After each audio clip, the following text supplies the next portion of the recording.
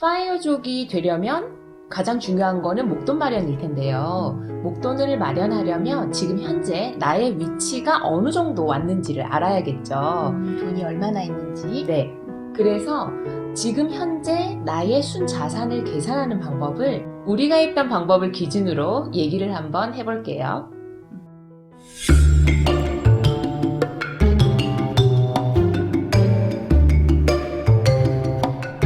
안녕하세요. 파이어족 대파입니다. 빠마입니다. 들어가기 전에 나의 순자산을 계산해 봐야 되는 이유가 뭘까요? 우리가 목표는 파이어족이 되는 거예요. 그렇죠. 파이어족이 되려면 일정한 돈의 어떤 목돈을, 각자 다른 목돈을 마련을 해야 되는데 지금 내가 얼마를 가지고 있는지를 알아야 나머지 얼마를 더 모아야 되는지가 정확하게 수치로 계산이 되겠죠. 그렇죠. 네. 내가 얼마가 있는지를 알아야. 네. 근데 내가 가지고 있는 돈이 통장에 혹은 어떤 적금에 이렇게만 있는 돈이 내 재산의 전체가 다는 아니란 말이죠. 아, 네. 네. 나의 순자산에 무엇을 넣고 무엇은 뭐 빼고 이런 것들에 이제 여러 가지 케이스들이 있을 텐데 저희 구독자님들 중에서도 물어봤던 분들이 많아요. 맞아요. 뭐 집은 넣어야 되나요? 맞아요. 뭐 차는 넣어야 되나요? 네. 이런 질문이 많았단 말이죠. 보험은 어떻게 해야 되나요? 예. 그냥 금융자산만 뭐 5억이 있어야 되나요? 이런 걸 물어본다는 것이 어떤 기준이 있었으면 좋겠다라는 뜻으로 저희가 받아들여져서 저희가 했던 방법을 기준으로 한번 얘기해 보도록 할게요. 네.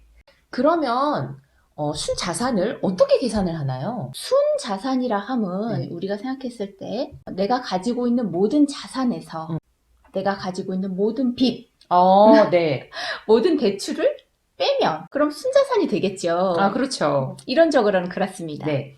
그렇다면 여기에서 자산은 뭐고 대출은 뭔지에 대해서 좀 얘기해 보면 되겠네요. 자산이라고 하면 뭐 우리가 그냥 가장 쉽게 생각할 수 있는 금융자산이 있습니다. 아, 그럼 예금, 적금 뭐 이런 걸 얘기하는 건가요? 그렇죠. 금융자산으로 우리가 가장 많이 하고 있는 뭐 목돈을 묶어 놓는다거나 이렇게 예금이나 네. 그리고 적금을 달달이 적금을 넣는다거나 뭐 이런 금융자산이 여기에 들어가고요. 네.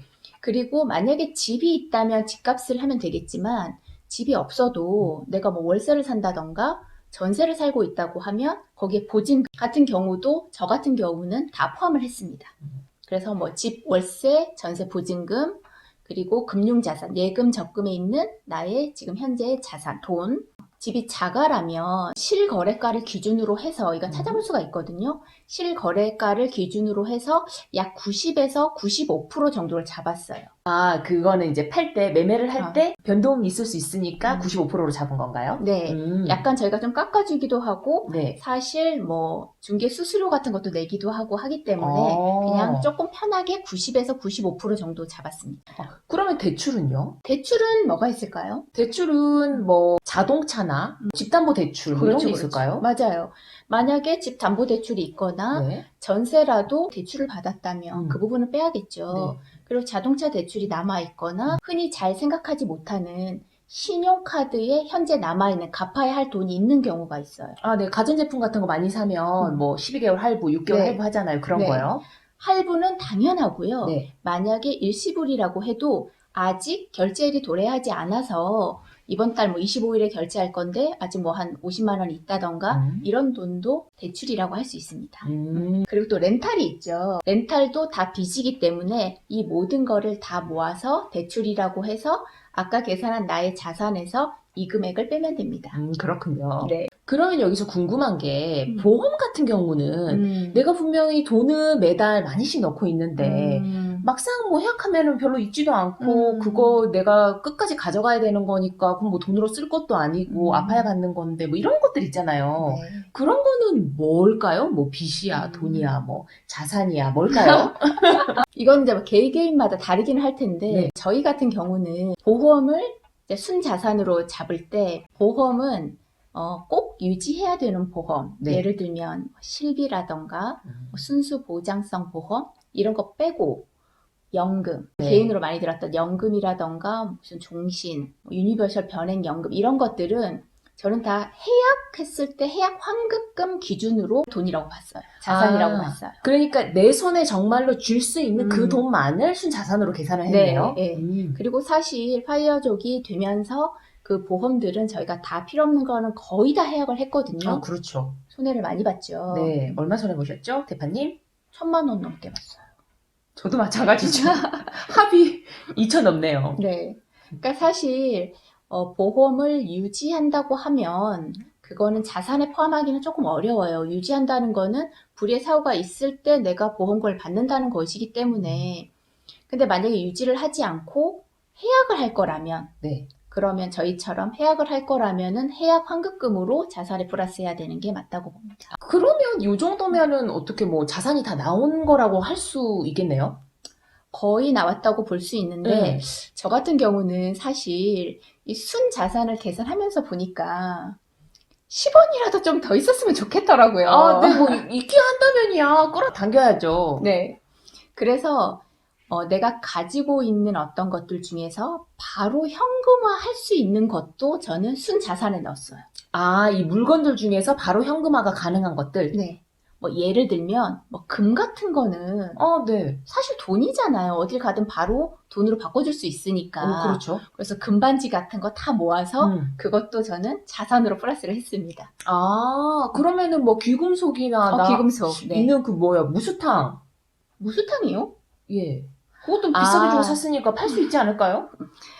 여기 현물에서는 무스탕 같은 경우는 팔릴 수도 있고 안 팔릴 수도 있어요. 예를 들면 중고나라에 뭔가를 올렸는데 언제 팔릴지 확실하지 않은 것들 있죠. 그런 것들은 나중에 저희가 중고 판매나 부습 같은 거 할 때 부분으로 넘기고 내 순 자산을 계산할 때는 바로 가져가면은 금처럼 바로 현금으로 환원할 수 있는 그런 물건들만을 여기서는 현물로 보고 있거든요. 예를 들면 금이라던가 귀금속, 그리고 명품 같은 경우는 명품 샵에 가가지고 네. 바로 그냥 팔면 됩니다. 네, 바로 되더라고요. 네. 금액은 이제 얼마 못 받을 수도 그렇죠. 있지만 그렇게 바로 현금으로 할 수 있는 명품도 여기에 해당이 되고, 그리고 간혹 외화를 가지고 있으신 분들이 있어요. 여행 가려고든 비상시든 뭐 이래서 뭐 달러나 뭐 유로, 엔화 등을 조금 가지고 계시는 분들이 있죠.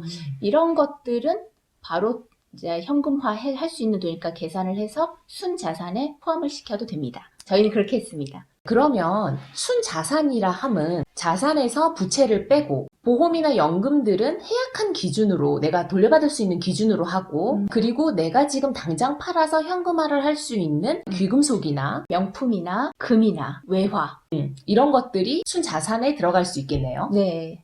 만약에 이렇게 다 계산한 돈이 1억 8천만 원이다. 근데 내가 파이어족을 선언하기에 목표한 금액이 5억이다라고 하면 순자산은 1억 8천을 빼고 난 나머지 3억 2천만 모으면 되겠죠. 그럼 파이어족을 선언할 수가 있는 것입니다. 얘기를 듣고 보니까 내 순자산을 정확하게 알아야 목표 금액에서 그 부분을 빼고 얼마를 모을 수가 있는지를 정확히 알 수 있겠네요. 그렇죠. 그러면 집 같은 경우는 지금 내가 살고 있잖아요. 그렇죠. 그리고 어딘가에는 사람이 살아야 되고 그래서 아마도 구독자님들이 그 부분을 가장 궁금해 하더라고요. 네. 집을 순자산에 넣을 것인지 말 것인지 그거는 어떻게 할까요? 저희 같은 경우는 그런 거 다 따지지 않고, 그러니까 집도 다 포함이죠. 네. 모든 돈, 나의 보증금까지 다 포함한 돈에 나의 순자산이 파이어족의 목표 금액인 5억 원에 맞추어서 그렇게 했습니다. 그렇게 파이어족의 목표 금액을 마련을 하고 나면 그때 가서 그 부분은 결정을 할 수가 있어요.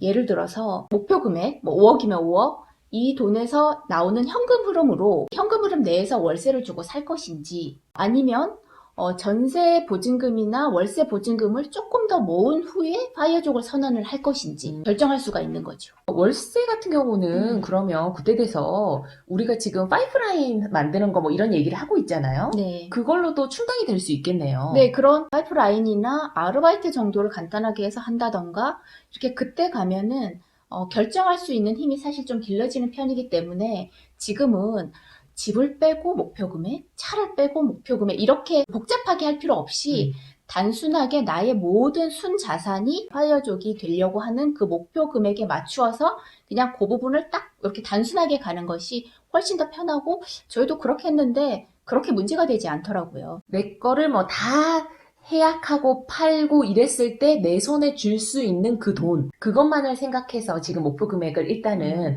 정하는 게 빠르고 단순하고 낫겠네요. 네. 그때 가서 걱정하는 부분은 또 계획을 세우면 되거든요. 그러니까 너무 복잡하게 이제 파이어족이 되려고 뭐 목표를 세우는 단계인데 뭐는 빼고 뭐는 넣고 이렇게 복잡할 필요 없이 나의 순 자산이 목표 금액과 같아지면 난 파이어족 선언을 하겠다. 이렇게 간단하게 목표를 세우고 심플하게 가시면 될 것 같습니다. 그게 맞는 것 같아요. 왜냐면 뭐 계산을 원래 좋아하는 사람도 있겠지만 저같이 계산하는 게 복잡하고 힘든 사람도 있단 말이죠. 그런 분들은 계산하다가 지치거든요. 맞아요. 네, 그래서 이거 뭐야, 내가 과연 될 수 있을까 하고 부정적인 생각을 먼저 하기 마련인데 이렇게 그냥 단순화시켜서 나의 순자산을 계산하고 거기에서 내 목표 금액을 빼면 그것만 모으면 되는 거죠. 네, 그렇게 생각을 해서 일단 목표를 정하고 달려가는 게 중요한 것 같습니다. 다음에 더 좋은 내용으로 찾아올게요. 다음에 또 봐요. 안녕!